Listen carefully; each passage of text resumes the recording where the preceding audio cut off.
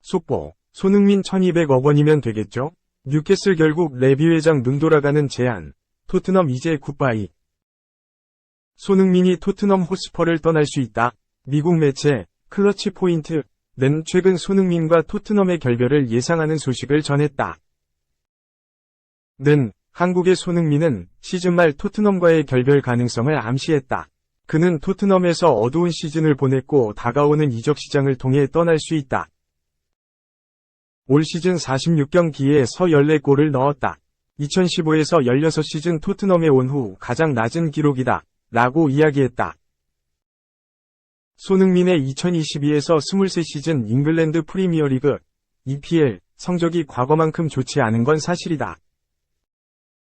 지난 2021-22 시즌 23골로 모하메드 살라와 함께 공동 득점왕에 오른 것을 돌아보면 분명 아쉬울 수밖에 없는 성적이다.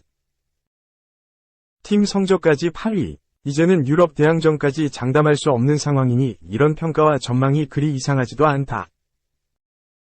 더불어 클러치 포인트, 는 손흥민의 이적 사유에 대해 루카스 모우라의 계약 종료, 해리 케인의 이적이 큰 영향을 끼칠 것으로 판단했다. 이 매체는 토트넘은 모우라와 계약 종료를 앞두고 있다. 케인은 맨체스터 유나이티드와 강력한 연결고리가 있다. 손흥민도 떠난다면 우리는 다음 시즌 토트넘에서 또 다른 공격수를 볼 수 있을 것이라고 설명했다. 쉽게 이해가 가는 부분은 아니다. 다만 토트넘이 자력으로 유로파 컨퍼런스 리그조차 갈 수 없는 상황에서 이적설이 도는 건 당연한 일일 수 있다. 물론 모든 건 손흥민의 위지에 달려있다. 클러치 포인트, 는 손흥민과 케인은 EPL에서 가장 상징적인 듀오였다. 그들은 포체티노, 무리뉴, 콘테 등 여러 감독 아래에서도 일관성이 있었다. 며 토트넘은 모우라와 케인이 떠난다면 손흥민을 최소한 한 시즌은 더 팀을 지킬 수 있도록 최선을 다할 것이다. 라고 밝혔다.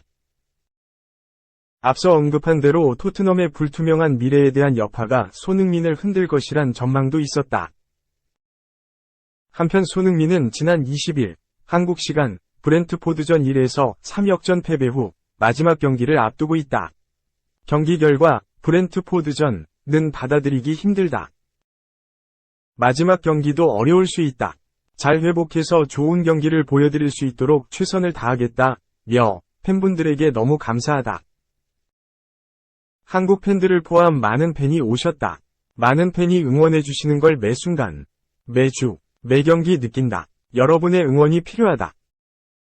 염치 없지만 한 번 더 응원해주시면 감사할 것 같다.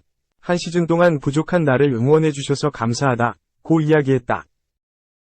브렌트포드전 종료 후 토트넘 자체 시상식에서 공식 서포터즈로부터 올해의 골을 수상한 손흥민이다. 역전 패배라는 큰 아쉬움 속에 크게 웃을 수 없었던 그였다. 이 우승 파티에서 주저앉아 하염없이 눈물 흘린 맨시티 DF, 손흥민 동료 될까?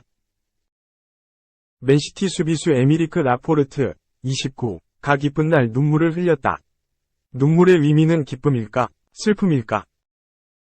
라포르트는 22일 한국 시각 영국 맨체스터 에티하드 스타디움에서 열린 첼시와 2022에서 2023 시즌 잉글랜드 프리미어리그 EPL 37라운드를 끝마치고 진행된 우승 파티 도중 잔디 위에 철썩 주저앉았다. 그러고는 고개를 숙인 채 하염없이 눈물을 흘렸다. 주위에서 위로를 해줘야 할 정도로 감정 조절이 쉽지 않아 보였다. 영국 일간 익스프레스는 라포르트의 눈물이 이별을 암시한다고 보도했다. 2018년 1월 아틀레틱 빌바오에서 맨시티로 이적한 라포르트는 이번 여름 꿈을 찾아 떠나길 바라는 것으로 전해졌다. 이적 전문가 파브리시오 로마노는 라포르트의 꿈의 클럽 EFC 바르셀로나라고 전했다. 그러면서 꾸준한 경기 출전을 위해 팀을 옮기길 바란다고 덧붙였다. 라포르트는 올 시즌 루벤 디아스, 존 스톤스, 나단 아케 등과 주전 경쟁에서 밀려 리그 11경기 출전에 그쳤다. 왼발잡이 왼쪽 센터백인 라포르트가 떠난다면 손흥민의 동료가 될 가능성도 있다. 익스프레스는 토트넘이 라포르트의 차기 행선지 중 하나라고 보도했다. 라포르트는 맨시티에서 성공적인 커리어를 밟았다. 올 시즌 포함 EPL만 5번 우승했다. 올 시즌 유럽 챔피언스 리그 우승으로 경력에 방점을 찍을 수 있다. 리그에서 조기 우승을 확정한 맨시티는 인터밀란과 결승전을 남겨뒀다. 3. 오피셜, 롯데. 두산서 방출된 34세 스위치 히터 정격 영입 발표. 퓨처스 FA 오른쪽 화살표 독립리그 오른쪽 화살표 프로 복귀. 드라마 쓸까? 올 시즌 초반 돌풍을 일으키고 있는 롯데 자이언츠가 과거 두산 베어스에서 방출된 뒤 독립리그에서 활약했던 국회성 34을 영입했다. 롯데 구단은 즉시 전력으로 활용하겠다는 뜻을 내비쳤다. 롯데 자이언츠는 22일 외야수 국회성을 영입했다고 공식 발표했다. 롯데는 국회성의 영입 배경에 대해 장타를 만들어낼 수 있는 스위치 히터로서 외야진 뎁스 강화 및 대타 자원 활용에 도움이 될 것으로 판단했다고 설명했다. 군산중앙초 동인천중 인천고를 졸업한 국회성은 고교 시절 투수와 타자로 맹활약하며 유망주로 큰 주목을 받았다. 2008년 육성 선수 신분으로 두산 베어스에 입단했다. 이어 2012년 프로 무대에 데뷔. 그해 3경기에 출장했다. 군 문제를 해결한 국회성은 2015년 11경기에 출전해 타율 0.200 5타점을 마크했다. 본격적으로 경기에 나서기 시작한 건 2016년부터였다. 2016 시즌 국회성은 58경기에 출장해 타율 0.278, 151타수 42안타, 4홈런 24타점 28득점을 마크했다. 2017 시즌에는 57경기에 나서 타율 0.209, 86타수 18안타, 3홈런 17타점 15득점의 성적을 올렸다. 국회성, 당시 두산 베어스 소속, 2020년 8월 15일 잠실 KT전에서 9회 말 끝내기 3런포를 친 뒤 기뻐하고 있다. 그러나 당시 왕조를 구축했던 두산 베어스의 외야진 선수층이 워낙 두꺼웠다. 김재환과 정수빈, 박건우, 현 NC 등이 버티고 있었다. 국회성이 주전 자리를 꿰차는 건 쉽지 않았다. 이후 점차 출장 기회를 받지 못했다. 2018 시즌 14경기, 타율 0.333, 2019 시즌 21경기, 타율 0.171, 2020 시즌 46경기, 타율 0.233에 출장에 각각 그쳤다. 2018년 5월 27일 잠실 삼성전에서는 4회 말 주루 플레이 도중 왼쪽 무릎 전방 십자인대가 파열돼 수술대에 올랐다. 또 2021 시즌에는 4경기 동안 타율 0.125, 4타수 1안타 위 성적을 남겼고 팔꿈치 뼈조각 제거 수술까지 받았다.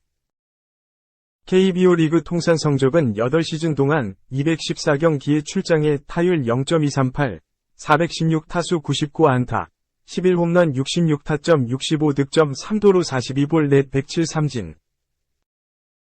2021 시즌이 끝난 뒤 국회성은 그의 신설된 퓨처스리그 FA 자격을 획득해 시장에 나왔다. 하지만 그를 불러주는 팀은 나오지 않았다. 두산은 2022 시즌 출발을 앞두고 국회성과 재계약을 하지 않은 채 방출을 통보했다. 이후 국회성은 독립리그 구단인 성남 맥파이스에서 활약하며 야구의 끈을 놓지 않았다. 그리고 방출 1년 만에 롯데자이언츠의 부름을 받으며 다시 프로 유니폼을 입게 됐다. 올 시즌 롯데자이언츠는 상승세를 타며 가을 야구를 노리고 있다. 그런 거인 군단의 유니폼을 입게 된 국회성. 과연 제2위 야구 인생에서 드라마를 쓸 수 있을까? 4. 김민재 100KG 벨기에산 괴물 루카쿠 완벽히 지웠다. 나폴리 4년 만에 승리. 코리안 몬스터 김민재 27 나폴리 갓 또 다른 괴물 로메루 루카쿠 30인터 밀란을 원천 봉쇄했다. 공교롭게도 나폴리는 김민재가 벤치로 돌아간 뒤 루카쿠에게 실점했다. 김민재는 22일 한국 시간 이탈리아 나폴리의 디에고 아르만도 마라도나 경기장에서 열린 2022에서 23시즌 세리에 A 36라운드 인터 밀란과 홈경기에 선발 출전해 74분간 활약. 3에서 1승리에 힘을 보탰다. 나폴리는 2019년 5월 20일 인터 밀란에 4에서 1로 대승한 후 리그 맞대결 2무 5패에서 승리가 없었다. 인터 밀란전에서 4년 만에 우승 것이다. 서력의 1등 공신 중 하나가 김민재였다. 직전 몬자전 0에서 2패에서 김민재가 나서지 않은 나폴리는 수비 불안을 노출하며 무기력하게 졌다. 인터 밀란을 상대로 승전골을 올렸지만 김민재가 빠진 후반 막판 실점하면서 그의 존재감을 또 한 번 실감한 한판이 됐다. 파트너 아미르 라흐마니와 호흡을 맞춘 김민재는 나폴리 후방을 안정적으로 보호했다. 특히 신장 1m 91cm, 체중 100kg이 넘는 인터 밀란의 공격수 루카쿠를 완벽히 틀어막았다. 루카쿠 역시 벨기에산 괴물로 불린다. 실제 김민재 1m 90cm 87kg 보다 신체 조건에서도 5위에 있는 공격수다. 김민재는 영리했다. 루카쿠에게 가는 공을 사전에 차단했다. 인터 밀란 선수들의 패스기를 파악하고 한 발 빠르게 움직였다. 루카쿠가 나폴리 골문을 보고 공을 잡는 기회도 몇 번 없었다. 김민재가 빼어난 예측 수비로 몸싸움 상황을 최대한 줄인 것이다. 나폴리가 안드레 프랑크 잠보안 기사의 득점으로 앞선 후반 27분, 김민재가 롱볼을 막는 장면이 백미였다. 김민재는 높이 뜬 공을 막기 위해 루카쿠와 한 차례 부딪혔고, 직후 영리하게 팔을 써 소유권을 가져왔다. 루카쿠는 이미 김민재와 한 차례 접촉돼 무게중심을 잃었다. 이날 루카쿠는 김민재가 뛰는 동안 유효 슈팅을 기록하지 못했다. 한국산 괴물 이 벨기에산 괴물에 완벽한 승리를 거둔 셈이다. 나폴리는 김민재가 교체로 물러난 지 8분 만에 실점했다. 골의 주인공은 다름 아닌 루카쿠였다. 루카쿠는 후반 37분, 페데리코 디마르코가 왼쪽 측면에서 건넨 낮은 크로스에 발을 갖다 대 골망을 출렁였다. 마침 이때 루카쿠의 마크맨이 김민재 대신 투입된 주앙 제주스였다. 루카쿠에게 골을 내준 나폴리는 챔피언의 저력을 뽐냈다.